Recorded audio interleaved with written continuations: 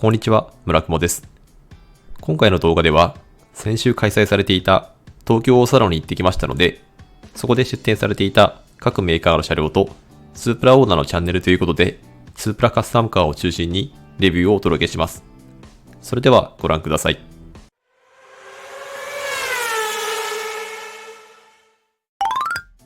まずはトヨタブースからのお届けです。トヨタブースには2つの大きな目玉車両が展示されており、まずは GR-ML ヤリスの展示です。ご覧いただいているのが GR-ML ヤリスのサーキットパッケージであり、500台限定車のうちのさらに希少な50台限定のマットスティール塗装の車両となっています。ボンネットやルーフなどのカーボン化、ビルシュタイン製の足回りやスポットレスの内増しに加えて、2シーター化など GR ヤリスですらやりすぎ感があったのに、さらに走りに特化するため、車両のスローの底上げが行われており、お値段びっくりの846万7000円。込み込み900万いくでしょうね。もはやヤリスではないです。ただ、この値段には、購入後に行われるエンジンなど、車両性能向上のサービスを受けられるアップデートプログラムと、個人の運転能力に合わせたエンジンや足回りなど、車両特性を最適化するパーソナライズプログラムを受け入れられるため、車両の希少性も合わせると納得の値段かもしれません。続いて、こちらがラリーパッケージの車両です。この車両はラリー特化の車両ということで、サーキットパッケージの車両に付けられていたリップスポイラーなどの追加はなく、サーキットパッケージと同様の車両の素性の向上が図られています。面白かったのは、この車両は実際に森蔵こと豊田章男社長が実際に車両テストで使用された車両らしく、ボディ側面に汚れが残っていたりと、まだまだ開発中であり、どんどんアップデートが実施されていくこの車両らしい展示方法だと思いました。一つ目の目玉車両が、こちらの GR-GT3 コンセプトです。直前に発表されてすごく驚きました。こちらの車両は、世界各地で行われているレースカテゴリーである GT3 のレースに参戦し、勝てる車を作れとの社長からのメッセージで開発が進められているそうで、今年の年末には試作車が実際に走り始めるそうです。GT3 の参戦のポイントとして、市販車ベースであることが挙げられますが、この車両の市販車が現状トヨタ車には存在しません。そこで、この車両の開発は、レース車両を先に作り、それに車両安全に適用するための装備を取り付けて販売するという流れが考えられるため、GR ヤリス同様、車好きをうならせる車が登場しそうです。最近のトヨタはすごく熱いですね。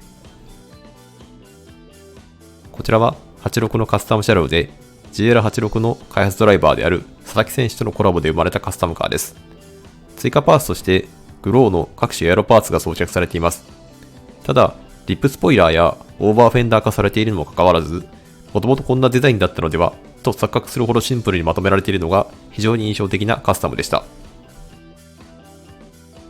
EV 関連にも手を抜いていないのがトヨタの盤石なところですね。こちらは夏頃発売予定の BG4X 車両の GR スポーツコンセプトとなっています。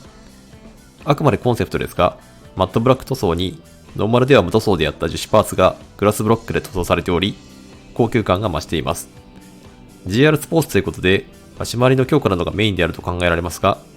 EV でもモータースポーツを盛り上げていく存在となってほしいところです。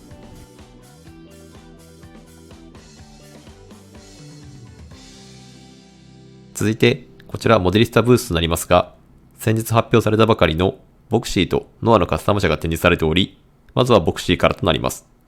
このボクシーには、モデリスタエアロキット B と18インチのホイールが装着されており、さらにギラギラ感が増していて、刺さる人にはすごく刺さりそうなデザインとなっています。ノーマルのボクシー含め、初めて実車を見ましたが、写真で見るよりもフロントフェイスに立体感があり、ノアの方が好みでしたが、ボクシーの方が好きになっていました。こちらがノアのカスタム仕様であり、ボクシー同様、エアロパーツセット B と18インチのホイールが装着されています。ノアの方がおとなしめのような気はしますが、それでも存在感が抜群であり、兄貴分であるアラファードに負けず劣らずの迫力となっています。やはり黒ボディにメッキパーツはすごく映えますね。続いて、ダイハツブースになります。ダイハツブースでは先日発売が開始され、順調な受注を記録しているアトレイのカスタムが中心に展示されていました。今ご覧いただいているのがノーマルなアトレイとなっており、今回の新型から予防安全機能であるスマートアシストの追加などによる性能向上とフラットな荷室などがアウトドア需要の高まりとマッチしているようです。こちら商用版というところで気にすることではないかと思いましたが、12インチのホイールの小ささとボディとの隙間が個人的に気になっていました。すると、その気になった点を解消するカスタムが隣に控えていました。それが、こちらのアトレイプレミアムバージョンであり、メッキ可色が追加されたフロントフェイスで迫力を増しているとともに、ツートンカラーで車高の高さを視覚的に低減。また、足回りには車高灯と16インチのアルミホイールが装着されていました。こうすることで普通の乗用車ライクとなっており、見た目の印象が大きく変わっています。車高調の重要さをアトレイを介して実感するとは思わなかったです。さらなるアトレイのぶっ飛びカスタムが、このキャンパーバージョンです。こちらもコンセプトではありますが、ルーフに G-WORK 社製のテントを装備し、リアの窓ガラスをストレージボックスを取り付けるためのパネルに置き換えるなど、とことんアウトドアを楽しむ仕様となっています。さらに驚きなのが、デッキ板形状を活かして2台スペースには露天風呂がついていました。コンセプトカーとはいえ、お風呂付きの車は見たことがなく、このぶっ飛び具合がオートサロンのコンセプトカーっぽくていいですね。続いて、スバルブースの紹介です。まずは BRZ カスタムです。こちらは昨年の GT300 クラス優勝を記念したカスタム車となっており、画像のパーツが装着されています。スバルのカスタムといえばおなじみの WR ブルーパールのボディにゴールドの BBS ホイールがすごく入っています。その他にも STI 製のエアロパーツにウィングパーツなど、これ以上手を加える必要がないような完成度となっています。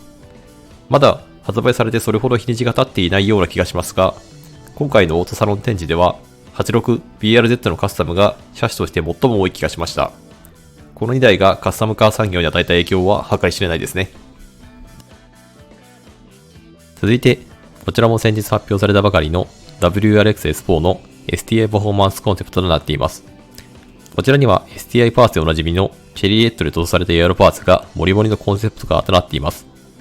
加えて円形のホイールやウィングも装備しており、S4 でこれだけゴリゴリのカスタムが実施される可能性があるということは、まだ見ぬ WRX-STI がどれだけ攻めた車になるのか今から楽しみです。ちなみに S4 発表時に話題になっていた各ボディ周りの自治パーツですが、このボディカラーだとあまり目立っていなかったです。私自身、デザインは少し苦手であったため、ボディカラーによるものだと思い、一安心です。ちなみに、このカラーはマグネタイトグレーなんでしょうか？お分かりになる方いたら、コメント欄で教えていただきたいです。続いてこちらが、スバルの EV である、ソルテラの STI コンセプトとなっています。兄弟車の BG4X の GR スポーツカスタムに対して、リアスポイラーが拡大されるなど、より攻めたエアロカスタムが施されているのが特徴です。各部のチェリーレッドのエアロパーツが装備されていることに加えて、ホイールのスポークの一部がチェリーレッドになっているのも非常におしゃれです。フェンダーの樹脂パーツもクールグレーカーキと思われるボディカラーと非常にマッチしています。もし私が購入するなら、ソルテラはこのボディカラーですね。こちらもコンセプトですが、発売が楽しみです。最後に、こちらが今回のスバルの展示の目玉といえる STI ERA コンセプトとなっています。ERA はエレクトリックレコーダーテンプトの略であり、電動車による記録への挑戦という意味が込められているそうです。そのため、スペックもかなり本気仕様であり、ヤマハ製のモーターを4輪それぞれに装備し、システム最高出力約1088馬力を持って、ニュルブルクリンクの600秒切りを目指しているそうです。これまでスバルからこのようなレーシングプロトカーの出展はほぼなく、市販車ベースの車両のコンセプトカーが大半であったことからも、この車両への本気度が伺え、今後の動向が非常に気になるところです。続いて、ホンダブースの紹介を行います。まずは先日発表されたばかりのステップワゴンのカスタムカーです。ステップワゴンにはプレーンな顔つきのエアーとメッキ加色が施されたスパーダの仕様がありますが、こちらはスパーダをベースとしたカスタムカーであり、メッキがプレミアムメッキとなっていたり、それに加えてホイールのインチ拡大、15mm の車高ダウン、ツートンルーフ化などを施されています。これだけで一気に引き締まった外観となり、おとなしめのエアーとの差別化が図れているのが、ホンダのデザインのうまさであると思います。台形ホイールや車高ダウンに関しては発売未定だそうですが、ぜひとも販売してほしいところです。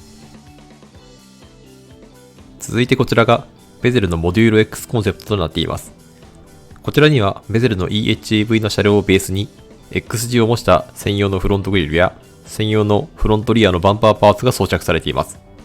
モデュールの仕様の場合、規肝となっているのは乗り味かと思いますので、装着されている専用のサスペンションのノーマルとの違いが非常に気になるところです。ちなみに知らなかったのですが、モデューロ X の開発には土屋圭一さんが携わっていたんですね。モデューロ仕様の乗り心地の評判が高いのも納得といったところです。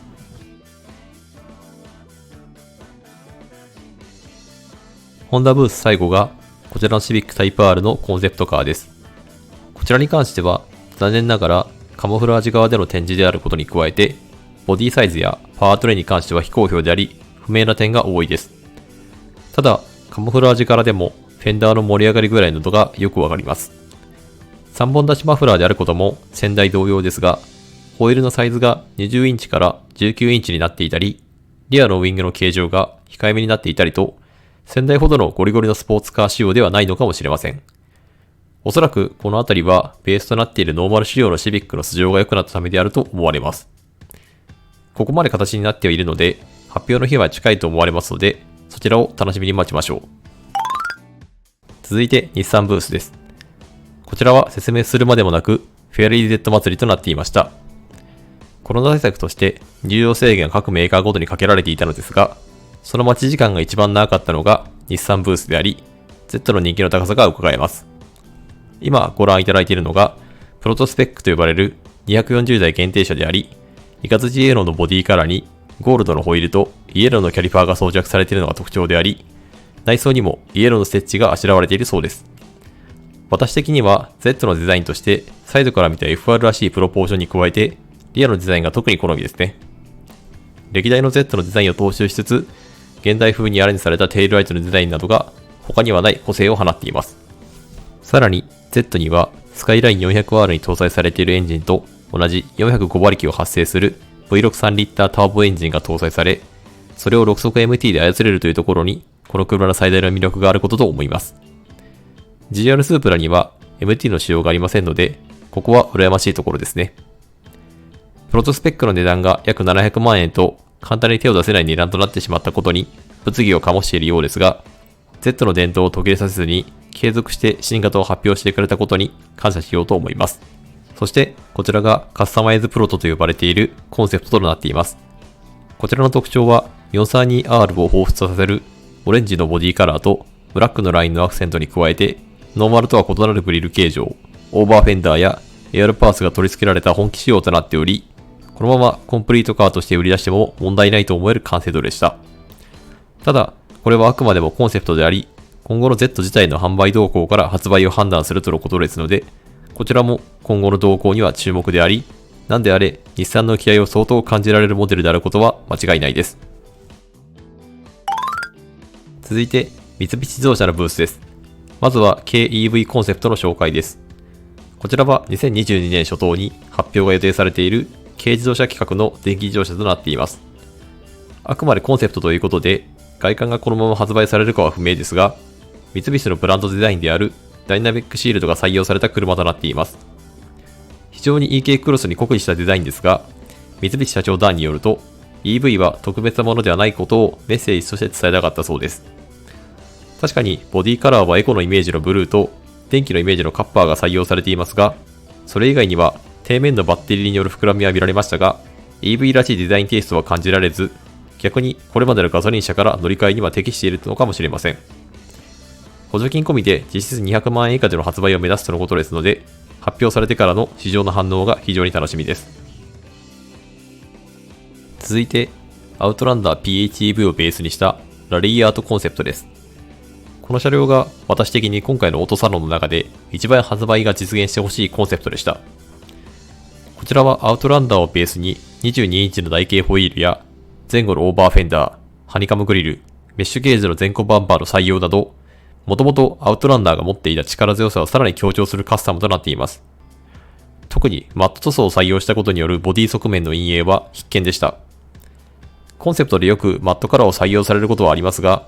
ここまでボディの陰影を強調させるマットをうまく利用していた車両は見たことないかもで、それが非常に印象的でした。これはマットカラー込みでぜひ市販化してほしい仕様でしたね。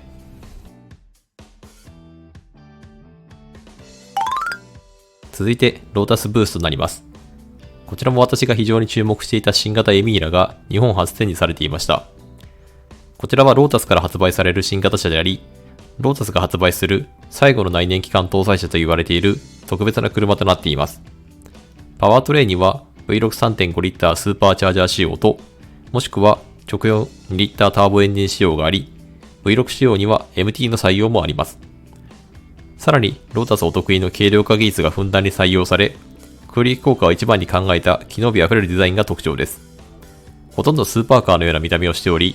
このような MR 独特のボディサイド形状などが今後のモデルでは見られなくなっていくのが非常に寂しいですね。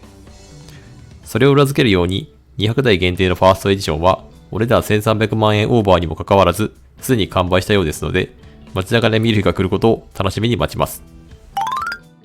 ここからは、オートサロンに展示されていたスープラカスタムをピックアップし、お届けしていきますので、カスタムの参考となれば幸いです。まずは GT500 車両のスープラたちです。いきなりカスタムの参考とならずすいません。会場には au トムス、エネオス、ゼント仕様のカラーリングのスープラが展示されていました。私的にはゼントのレッドメタリックのスープラが好みですね。このエモーショナルレッドに近いスープラが市販とかされてほしいところです。続いて、トムスが手掛けたコンプリートカーであるスープラツアラーです。こちらはスープラのスポーツ性を保ちつつ、ツーリングモデルで仕上げたものとなっているそうで、各種カーボン素材やワイドボディ化が施され、スタイリッシュに。その上でエンジン出力を420馬力まで向上させているそうです。ただ、ピーキーな特性ではなく、乗り手を使いさせない特性としていることが、このコンセプトの特徴となっているそうです。私的にはここまで攻めたワイドボディ化の実施計画はありませんが、シャープなリップスポイラーは少し気になりました。このコンプリートカーはお値段1166万円からだそうです。続いて、クールレーシングブースのワイドボディキットスープラです。こちらにはクールレーシングが販売している 90R GTW ワイドのボディキットが装着され、マットブルーのカラーリングが施されていました。勉強不足ですが、今年のクールレーシングのブースは全ての車両がこのカラーリングで統一されていました。理由のご存知の方、教えてください。この車両の特徴は、ワイドボディ化を実施されてはいますが、そのことに気づかないほど自然に元々のボディに溶け込んでいることが挙げられます。リアのフェンダー部分など、どこからがオリジナルで、どこからがカスタムかなど、ほとんどわからず、自然な仕上がりとなっていて、ワイドボディ化されているかが気づかないほどの完成度に驚きました。巨大なトランクスポイラーやマフラー4本立ちなど、迫力増し増しのスープラです。ちなみに同じブース内に同仕様でエヴァンゲリオンカラーのものも展示されていました。色でここまで印象が変わるものなんですね。続いて、バリスから出展されていたスープラです。こちらはバリスアライジング1というスープラ用のエアロキットが組まれています。他のカスタムスープラにはない特徴として、大きな開口幅のクーリングボンネットの採用が挙げられます。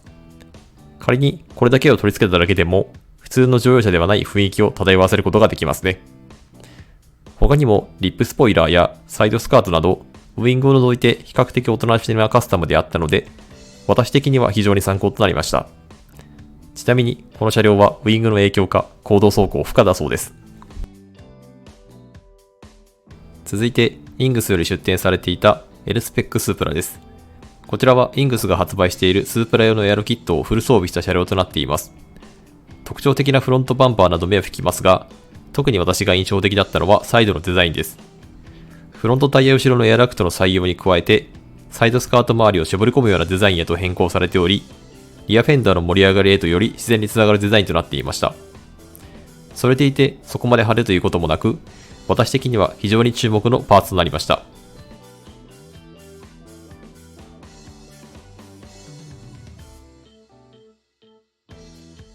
続いて、サードより出展されているスープラのコンプリート仕様です。こちらはスープラ用のワイドボディキットの採用とエンジンのチューニングにより500馬力の高出力を実現した車両となっています。ワイドボディ化されていてもド派手な印象でないのがクールレーシング仕様と対極にありますね。特徴的なのがヘッドライト下のフィン形状です。写真で見てと言った印象で初めて実写を見たのですが、あまりその印象は変わらなかったです。すいません。そのフロントからサイドに至るワイド化は全く違和感なく、リアバンパーと一体化したマフラーエンドの処理は FT1 のコンセプトカーのようであり、非常にかっこよかったです。続いて、トヨタ自動車大学校から出展されていたぶっ飛びカスタムのスープラです。こちらは四つ目のセリカ GT4 をベースにして、スープラのフロントバンパーの下半分を移植した車両となっています。驚いたのはそこで違和感がないことですね。ただ、サイドやリアに回ってくるとしっかりセリカというギャップが非常に面白かったです。車両のネーミングも逆襲のシャアと赤いカラーリングにちなんだ名前となっており、スマートな時代に逆行するガソリン車の匂いと野生的な魅力にあふれる車に仕上げたとのことです。まだまだ日本から内燃機関車はなくなりそうにないですね。最後に今年のオートサロンにおけるドレスアップカー部門で最優秀賞を受賞したベイルサイドスープラです。こちらはワイルドスピード東京ドリフトに登場した RX7 のコンプリートカーを手掛けたベイルサイドが送り出したモデルとなっています。特徴的なのはフロントノーズ部が延長され、よりシャープとなった印象のフロントフェイスとボンネットの巨大なダクト。サイドに関しては、あえて秒によるワイドボディキットのパーツの締結が行われています。こちらはあえて採用されており、前述した RX7 のボディキットのコンセプトであった甲冑を想起させるように採用されたそうです。そのようなこだわりが随所に設けられ、かっこいいというよりも美しいと言える仕上がりのスープとなっており、最優秀賞も納得かと思います。ちなみにこのコンプリートキットは販売予定であり、コンプリート価格は約270万円とのことです。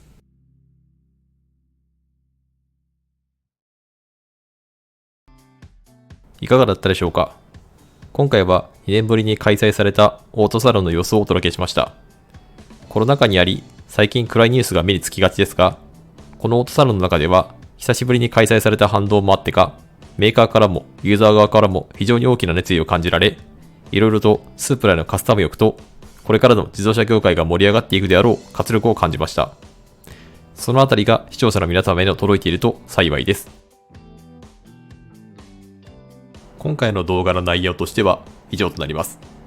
このチャンネルでは他にも新型車の情報や愛車のスープラ関連の DIY 情報の発信を毎週行っております。自動車好きの方の参考となる情報を発信していけるよう努めていきますので、動画の高評価とチャンネル登録のほどよろしくお願いいたします。また、動画内で実施してほしい企画などありましたら、コメント欄までよろしくお願いいたします。それでは、ご視聴ありがとうございました。